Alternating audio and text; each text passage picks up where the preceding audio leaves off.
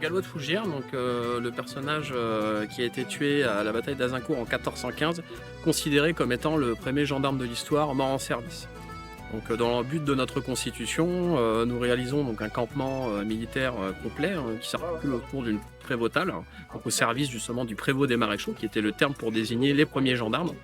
Et donc vous avez l'attente justement de ce fameux prévôt que je vous présente ici. Suivez-moi. Donc voilà l'espace de vie, on va dire privé, du prévôt des maréchaux, du gallois de Fougères.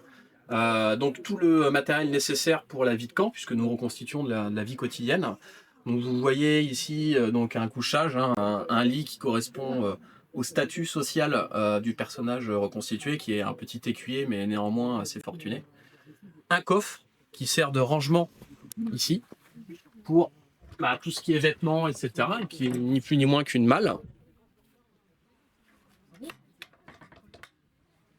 Et enfin, pour finir sur le mobilier en lui-même, un bureau qui sert notamment pour tout ce qui est correspondance ou tenue des livres de compte, puisque j'ai sous mes ordres un certain nombre de soldats, de combattants, qu'il convient d'enregistrer, du moins pour leurs équipements, sur ces différents registres. Tout le nécessaire pour réaliser ces correspondances et tenir à jour ces registres.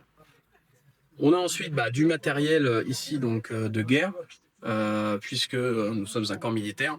Donc j'ai à l'intérieur de cette malle enduit donc toute l'armure qui est rangée à l'intérieur, avec l'armement qui sied à mon rang.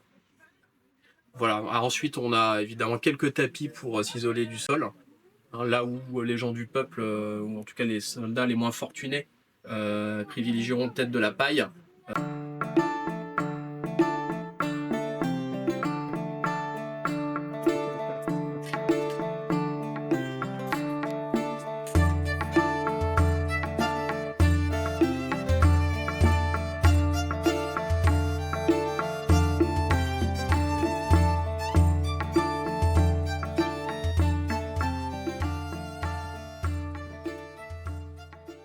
Je suis le forgeron de la troupe. Donc là, c'est une forge de campagne qui va être facilement déplaçable. On a un double soufflet qui va permettre d'avoir toujours un flux continu pour attiser le feu. Et donc moi, je suis spécialisé dans la forge d'armes. Donc, je suis une troupe de soldats. Donc je vais réaliser des épées, des dagues. Et je vais aussi transformer des outils agricoles en armes, parce que la plupart des armes d'astes sont issues des outils agricoles. Et là, actuellement, je suis en train de forger un couteau. Il est très bien.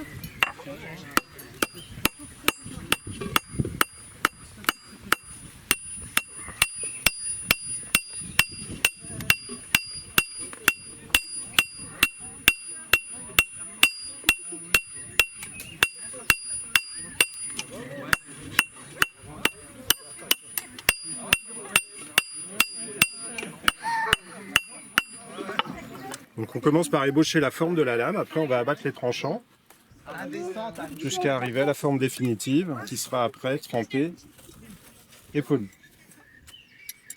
Et on forge au charbon de bois.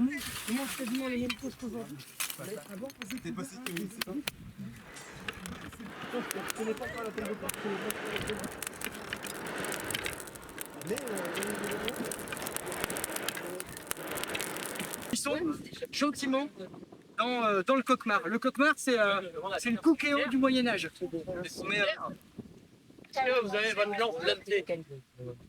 Quoi voilà. Et une fois que tout sera à l'intérieur, ça va cuire gentiment pendant 1 heure, ça va confire. Et comme ça, toutes les arômes se mélanger pour avoir quelque chose d'homogène. Voilà, et après...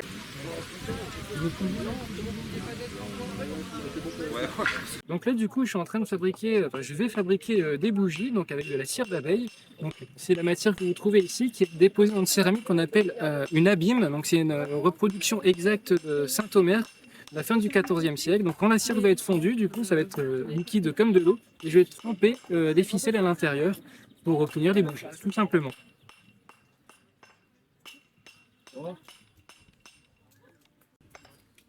Ça surprend beaucoup de personnes. Alors que c'est tout simple, hein, mais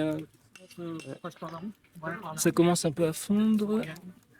Ouais, ça commence en bas légèrement. Il va falloir une porteuse d'eau au moins.